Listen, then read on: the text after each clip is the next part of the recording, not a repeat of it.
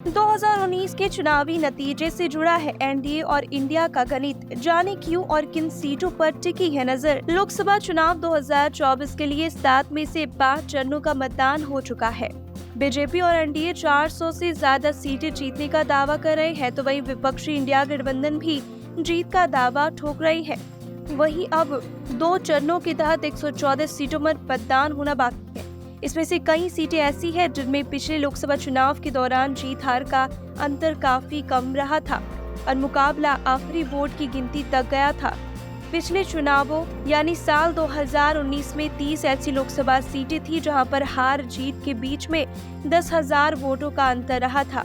जिन 30 सीटों की हम बात कर रहे हैं उसमें जम्मू कश्मीर की अनंतनाग सीट, अंडमान और निकोबार, आरामबाग, औरंगाबाद, भोंगीर, बर्दवान, दुर्गापुर, चामराजनगर, चिदम्बरम सीट शामिल है। वहीं दादर और नगर हवेली, दमन और दीव, गुंटूर, जहानाबाद, कांकेर, खूंटी, कोरापुट, लक्षद्वीप, मछली शहर, मालदा, दक्षिण, मेरठ और ज्योरम में भी जीत और हार का अंतर 10,000 वोटों में से कम था।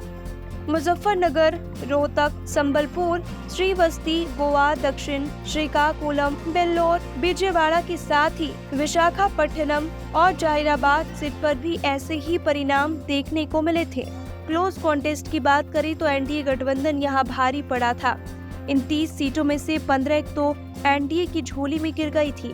बीजेपी के पास 10 टीडीपी, 3 जेडीयू और एनसीपी की क्लोज कॉन्टेस्ट से में एक सीटों पर जीत हुई थी। यहाँ इंडिया गठबंधन को 10 सीटें मिली थी, जिसमें कांग्रेस को 5 डीएमके, 1 वीसीके, 1 टीएमसी को सीट मिली थी। यहाँ अन्य में से एआईएमआईएम, बीएसपी, बीआरएस को एक सीटें मिली थी।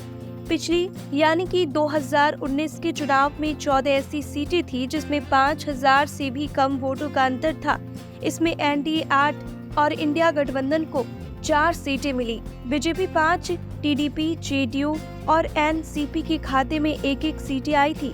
जितने उम्मीदवार 5,000 से भी कम वोटों से जीतकर सांसद बने थे, वहीं इंडिया गठबंधन में शामिल दलों की बात करें तो कांग्रेस 2, वीसीके 1, टीएमसी 1 सीट पर जीती थी। एआईएमआईएम को भी यहां पर 5,000 से कम के अंतर पर 1 सीट मिली थी। उससे भी बड़ी बात यह है कि उत्तर प्रदेश के मछली शहर और लक्षद्वीप सीट पर मात्र 1,000 वोटों से भी कम का अंतर रहा था।